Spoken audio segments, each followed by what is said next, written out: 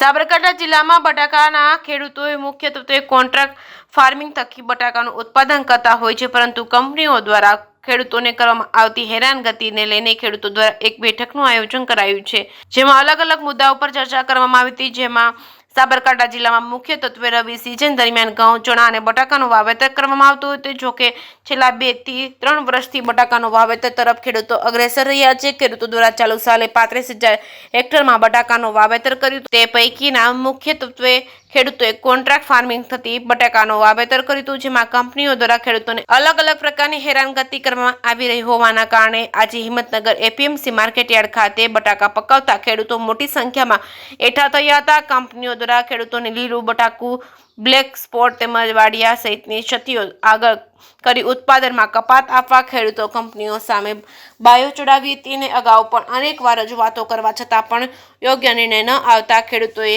આજે એક બેઠકનું આયોજન કર્યું હતું। આગામી સમયમાં પણ કંપની દ્વારા યોગ્ય નિર્ણય લેવામાં ન આવે તો અલગ અલગ દિશામાં રજૂઆતો કરવા માટેનું નક્કી કરવામાં આવ્યું છે। પ્રથમ રાજ્ય સરકાર સુધી રજૂઆત કરાશે, ત્યારબાદ પણ યોગ્ય નિર્ણય નહીં આવે તો ખેડૂતોએ ધરણા કરવાનો પણ નક્કી કરી દીધું છે। ખેડૂતોની કંપનીઓ દ્વારા 8% લઈ 30% સુધીની કપાત આપતા ખેડૂતોને મૂંઝવણમાં મૂકજો કે ગામના દિવસોમાં સમસ્યાનું સમાધાન નહીં થાય તો ખેડૂતોને રજૂઆતો બાદ પણ ઉગ્ર આંદોલન કરવાની ચીમકી ઉચ્ચારી છે।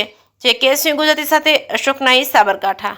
ચાલુ વર્ષે સાબરકાંઠા જિલ્લાની અંદર 35,000 હેક્ટરમાં બટાકાનું વાવેતર કરવામાં આવ્યું હતું, જેની અંદર મોટાભાગના ખેડૂતો કોન્ટ્રાક્ટ ફાર્મિંગ કરતા હોય છે। પણ ચાલુ વર્ષે બનાવ એવા બન્યા હતા કે જ્યારે કંપનીઓએ બિયારણ આપવામાં આવ્યું તો બિયારણની અંદર ગુણવત્તા સારી નથી અને ગુણવત્તા ઘણો બધો ખરાબો નીકળ્યો હતો। ત્યારબાદ જ્યારે ખેડૂતોએ વાવેતર કર્યું તો વાવેતરમાં પૂરેપૂરું જર્મિનેશન મળેલું નથી। ત્યારબાદ હાર્વેસ્ટિંગ કર્યું તો હાર્વેસ્ટિંગની અંદર 8%થી લઈને 30% સુધી કપાત કરવામાં આવી છે અને બિયારણ જે એમને જે ગુણવત્તા સારી નથી, જેના કારણે ઉત્પાદન ખેડૂતોને મળેલું નથી। ખેડૂતોનું નોંધપાત્ર ઉત્પાદનમાં ઘટાડો થયો છે।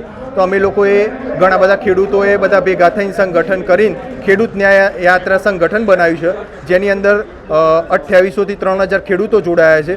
એ ખેડૂતોએ કલેક્ટર કચેરીમાં આવેદનપત્ર આપ્યું અને આવેદનપત્રમાં અમે એડિશનલ કલેક્ટરશ્રીને રજૂઆત કરી છે કે અમને જે ખરાબ બિયારણ આપવામાં આવે છે, અમારે જે 8%થી લઈને 30% કપાત કરવામાં આવી છે, એનો નિવેડો લાવવામાં આવે, અમને બિયારણ સારું આપવામાં આવે અને આવનારા દિવસોમાં જો અમને ન્યાય નહીં મળે તો અમે એના માટે ઉગ્ર આંદોલન કરશું। આજે તારીખ 10/4/2025ના રોજ ખેડૂત ન્યાય સંગઠનના હાથ નીચે સંગઠનના ગ્રુપ નીચે આજે મિટિંગનું આયોજન એપીએમસી માર્કેટ હિંમતનગરની અંદર, જેની અંદર ખૂબ મોટી સંખ્યાની અંદર ખેડૂતો જોડાયા છે અને પોતપોતાનો પ્રશ્ન રજૂ કરી રહ્યા છે। કંપનીઓમાં ઇસ્કોન બાલાજી છે, મેકેન છે, હાઈફોન છે, સિમ્પ્લોટ છે, પેપ્સિકો કંપની છે, આવી ઘણી બધી કંપનીઓ છે જે મોટી સંખ્યાની અંદર કપાત કરતી હોય છે, 8%થી લઈને 30%, 40% સુધી। ઘણી કંપનીઓ કપાત કરીને પછી બિયારણ પણ શું કહેવાય સ્ટેટમેન્ટ, હજી ઘણા બધા ખેડૂતો એવા છે કે જેને કપાત કરવામાં આવી છે તેને સ્ટેટમેન્ટ આપવામાં નથી આવ્યા, હજુ સુધી બિલ આપવામાં નથી આવ્યા કંપની તરફથી અને એમને અધિકારીઓને રજૂઆત કરી અથવા વેન્ડરને રજૂઆત કરી અથવા કંપનીના માણસને રજૂઆત કરી તો કંપનીના માણસો એવું કહે છે કે હજી તમને 15-20 દિવસ પછી તમને બિલ મળશે અથવા તો કપાતનું મળશે અને કોન્ટ્રાક્ટ છે એ અંગ્રેજી ભાષામાં કરવામાં આવે છે। તો અમારી એવી રજૂઆત છે કે એમને ગુજરાતી ભાષામાં કરવામાં આવે અને અમારા સરકારશ્રીને એવું રજૂઆત છે કે અમારો મુદ્દો સાંભળવામાં આવે અને અમારે જલ્દીથી જલ્દી આ મુદ્દા માટે નિવેડો લાવવામાં આવે। આગામી કાર્યક્રમમાં જો અમારું કંપની તરફથી અમારી જે માગણી છે કપાત બાબતની કે જે રેગ્યુલર કપાત છે એ 65 ગ્રામ પ્રમાણેની લીનો બેગનું 65 ગ્રામ ઉપરનું જે નીકળતું હોય આપી દેવું અથવા તો જે બલ્ક જે હાઈવા ભરાવતા હોય એમાં માટી કાપીને અમને આપી દેવું। જો નહીં આપવામાં આવે તો આવનારા સમયમાં અમે ઉગ્ર આંદોલન કરશું।